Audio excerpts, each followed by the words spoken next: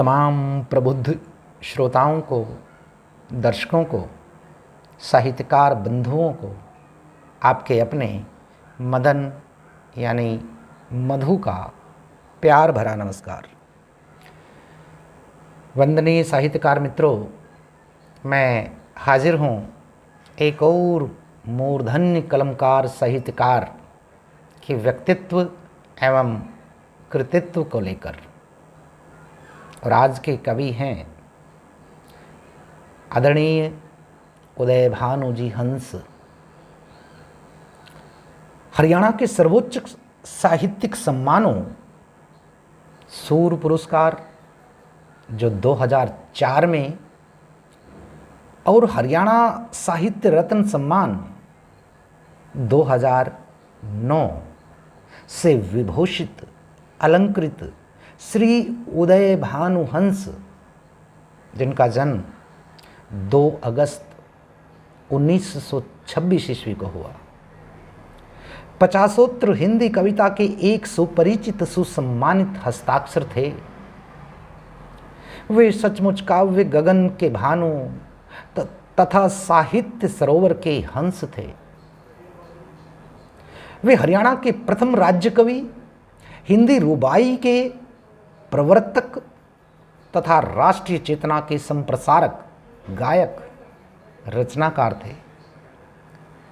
कविवर हंस समकालीन हिंदी कविता के एक ऐसे हीरक हस्ताक्षर हैं जिन्हें साहित्य के नानावाद अपने वर्चस्व में घेरने में असमर्थ रहे हैं।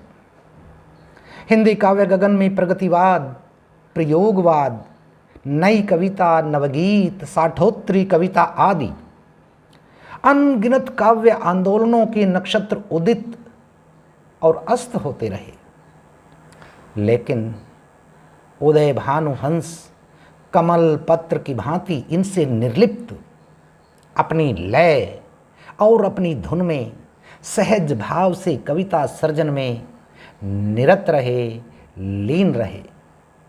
वास्तव में हंस की यही स्पृहणीय निर्लेप्तता,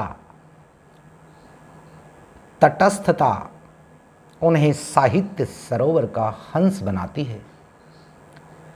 हंस जी पारदर्शी और संघर्ष धर्मी व्यक्तित्व के स्वामी थे। मधुरता, सहजता, उदारता, मिलनसारिता, कला प्रियता आदि उस अनुपम व्यक्तित्व के कुछ घटक रंग हैं। इन रंगों को चटकीला बनाने में उनके जीवन के संघर्षों और संत्रासों की विशेष भूमिका रही है। अवधेय है कि हंस जी ने स्वतंत्रता और भारत विभाजन की गहरी पीड़ा को केवल सुना ही नहीं, वरन साक्षात भोगा भी है। पीड़ा का यही साक्षात्कार उनकी रचना धर्मिता का हेतु कारण है।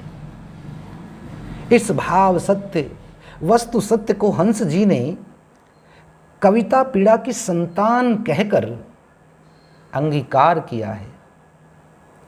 कविवर हंस अनेक आयामी प्रतिभा के रचनाकार थे। एक तरफ जहां वे संत सिपाही रचकर अपने महाकवि रूप का परिचय देते थे, वहीं वे हंस मुक्तावली, धड़कन, सरगम, अमृत कलश, वंदे मातरम, प्रीत लगा बैठा, उदय भानु हंस के प्रतिनिधि गीत आदि रचनाओं के माध्यम से अपने सिद्ध मुक्तकार रूप से भावकों को भाव विमुग्ध बनाते थे। उर्दू फारसी के कठिन छंद रुबाई के प्रामाणिक शिल्प, सौंदर्य एवं मार्मिकता को हिंदी में पिरोकर सर्वप्रथम हिंदी काव्य जगत में नया प्रयोग करने का श्रेय श्री हंस को ही जाता है। स्वयं उर्दू कवि भी होने के कारण उनकी रुबाइयां मुक्तकों और गजलों का अनूठा ही रंग है। इतना ही नहीं, हरियाणा गौरव गाथा के माध्यम से वे हिंदी में वृत्त काव्य लेखन की परंपरा का प्रवर्तन करते थे। और हरियाणा का सांस्कृतिक इतिहास प्रस्तुत करते थे। साथ ही साथ देशा में देश हरियाणा के द्वारा वे हरियाणा की धरती की अर्चना करते थे। इन रचनाओं में प्रबंध और मुक्तक का अनोखा सम्मेलन देखा जा सकता है। हंस जी केवल कविता लेखन में ही सिद्ध नहीं हैं, वरन वे गद्य लेखन में भी बड़े विदग्ध हैं। उन्होंने गद्य जगत को एक से एक सुंदर कृतियां प्रदान की हैं।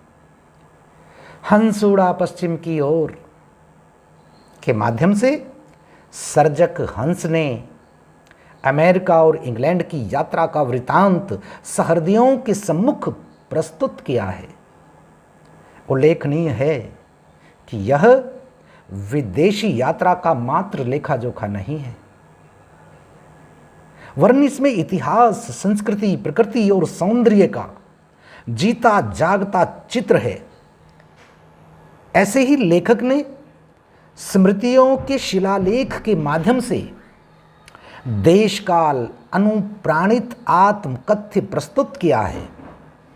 साथ ही साथ बिहारी की काव्य कला कृति के द्वारा उन्होंने अपनी शोधात्मक और समीक्षात्मक प्रखर प्रतिभा का प्राकट्य किया है।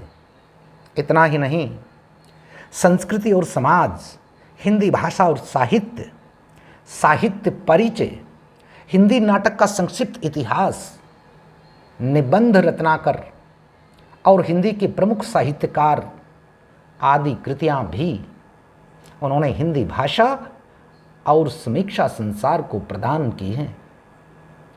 हंस की काव्य संवेदना का प्रमुख स्वर प्रेम है। प्रेम एक व्यापक प्रत्यय है, एक उदात्त भाव है, जिसकी अनुभूति मानवीय आत्मा को विशद और उदार बनाती है तथा जिसकी अभिव्यक्ति भावक को अपने रंग से रंगीन विशद बना देती है।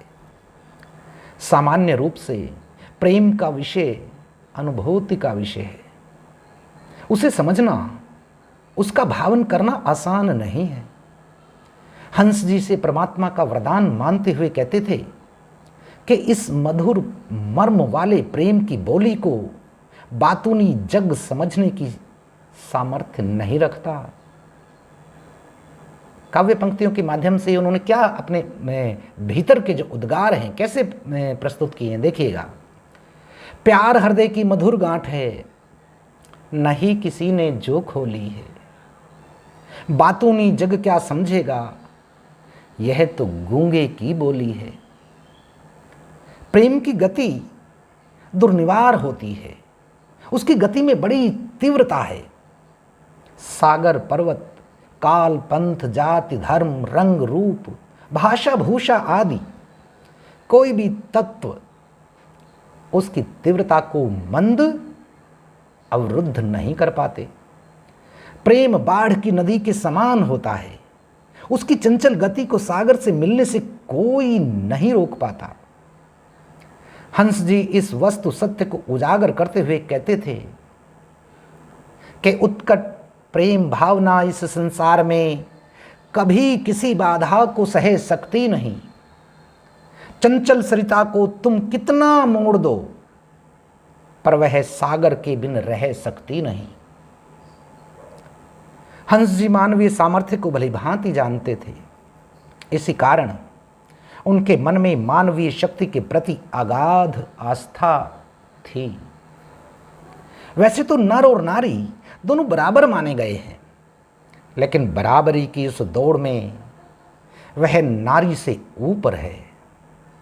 कहने की आवश्यकता नहीं कि नारी की परिधि, उसका क्षेत्र, विस्तार सीमातीत है, जबकि पुरुष को सीमा से परिधित किया जा सकता है। नारी की इसी विस्तृति को भावित करके उसे अपार गौरव और सम्मान की अधिकारिणी माना गया है। यह अधिकार मात्र पुस्तक में लिखित नहीं होना चाहिए, यह मन पर राजना चाहिए, तभी विकास के नए क्षितिजों का अनावरण हो सकेगा। हंस जी की मान्यता थी आस्था थी कि जिस देश में नारी का सम्मान होता है वही देश संस्कृति की दृष्टि से रिद्ध होता है। नारी का हृदय सुमन होता है, माधुर्य का, सौंदर्य का धन होता है। जिस देश में सम्मान नहीं नारी का, उस देश की संस्कृति का पतन होता है। हंस जी श्रृंगार चेतना के विदग्ध चितेरे थे। उनका संयोग वर्णन जितना चारु चित्रमय था, उतना ही वियोग वर्णन भी नैसर्गिक और प्रभावशाली है। कवि ने अनेक नूतन उद्भावनाओं से अपने प्रतिपाद्य श्रृंगार को मनोरम बना दिया है। इसलिए उनका श्रृंगार वर्णन न तो रीति काव्य प्रणेताओं के समान केवल अंगों की नाप जोख तक सीमित रहा और ना संतों भक्तों की भांति अलौकिक ही बनने पाया। मानवी नारी के रूप चित्र, भाव चित्र और शील चित्र का जैसा स्वाभाविक विधान होना चाहिए, वैसा कवि की लेखनी द्वारा रेखित हुआ है। उसमें ऐन्द्रिकता है और न मासलता, न स्थूलता है और न ही इतिवृत्तात्मकता।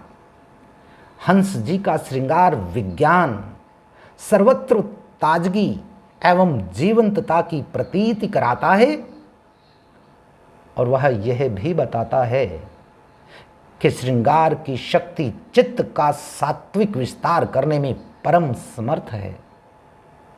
सचमुच हंस की कविता प्रेम और श्रृंगार रस की उज्ज्वल कविता है।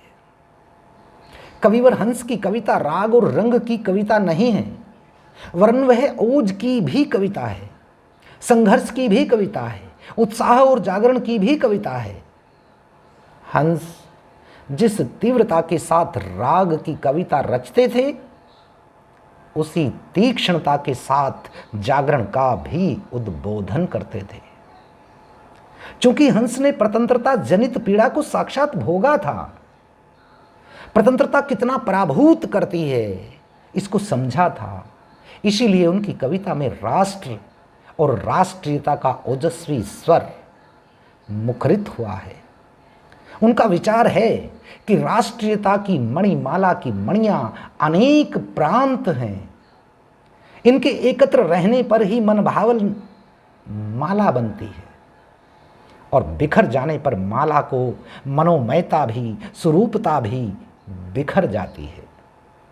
इसी बिखराव को टालने के लिए हंस की संकल्पना है कि एक नवभारत का निर्माण हो, ऐसे नवभारत का जिसमें धरती शस्य श्यामला हो, प्रत्येक व्यक्ति तृप्त हो, सारा देश एक हो और श्रम की ही पूजा हो तथा झोंपड़ी और महल के मध्य विभेद की दीवार न हो।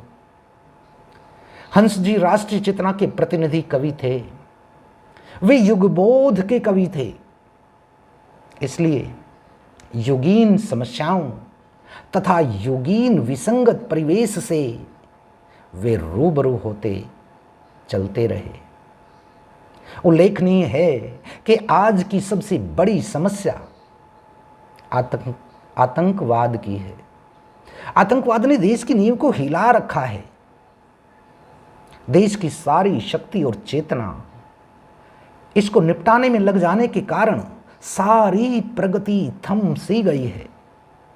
आतंकवाद की कुरूप वेदिका पर न जाने कितने लोग बलिदान कर चुके हैं, फिर भी अशेष जनता मूक दर्शक बनी हुई है। हंस ने जनता की इस दर्शक प्रवृत्ति को, उसकी मूकता को तोड़ने का प्रयास किया है। उन्होंने युवकों का आह्वान इस गंभीर चुनौती का सामना करने के लिए किया है। कविता की 4 पंक्तियां देखिएगा। नगर नगर में गांव गांव में फैल रहा आतंक, नगर नगर में गांव गांव में फैल रहा आतंक, मानवता के हत्यारे अब फिरते हैं निशंक। चूल्हे ठंडे पड़े, रात दिन जलता है शमशान, उठो जवानों, देश के लिए हो जाओ तैयार। आज समय की कठिन चुनौती तुम कर लो स्वीकार। हंस जी सुकवि होने के साथ साथ एक गंभीर चिंतक भी थे।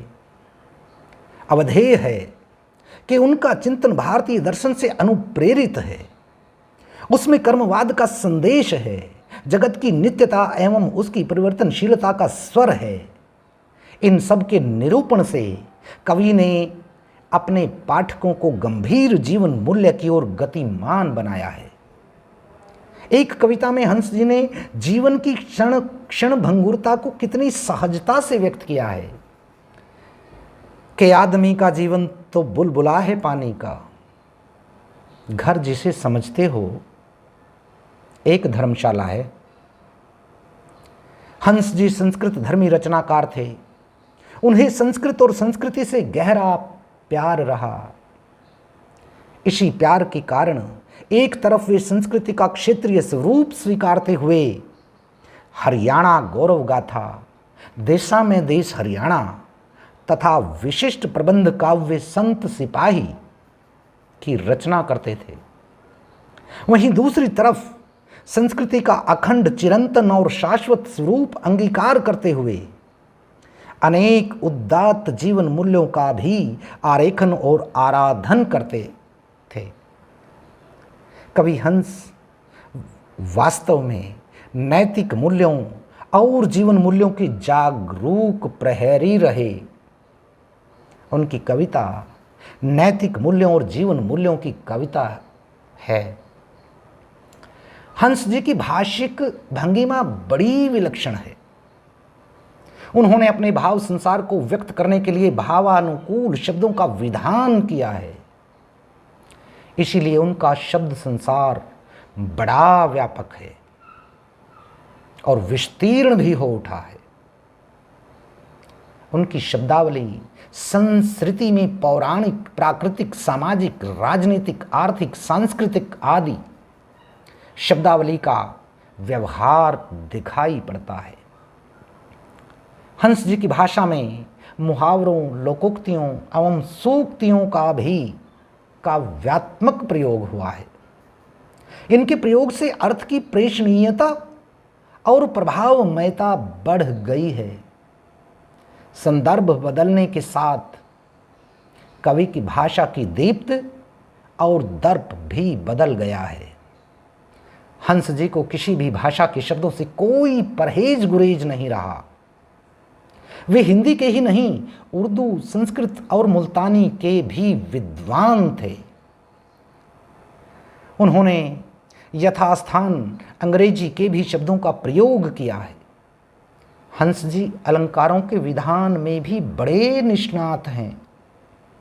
वे अलंकारों के प्रति अतिवादी दृष्टिकोण नहीं रखते। उनका अभिमत है कि जैसे कोमल कली पर भार आवश्यक नहीं है और सौंदर्य का श्रृंगार जरूरी नहीं है, वैसे ही साहित्य के अंतर्गत कविता में अलंकार भी अनिवार्य नहीं है। इस मान्यता के बावजूद हंस की कविता में अलंकार अभिव्यक्ति के समर्थ उपादान के रूप में आए हैं। दोस्तों, उनकी भाषा, अलंकार, बिंब, प्रतीक, छंद आदि भी उनकी अनुभूति के सहजात उपादान हैं। पुष्टि प्रमाण के लिए कुछ कम पंक्तियां श्रव्य हैं। क्या कहा? उदय भानु हंस जी ने लिखा है, मैंने भाषा को साधा नहीं, मैंने छंदों को बांधा नहीं, दर्द शब्दों में ढलने लगा, हंस की शायरी हो गई। तो साथियों, ये था हरियाणा प्रांत की प्रथम राज्य कवि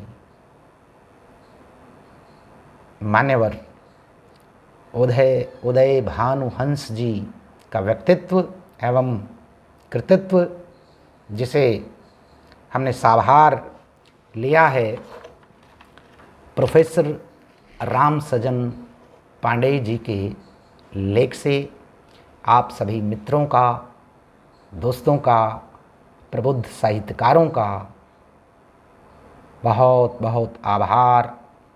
नमस्कार, शुभ दिन।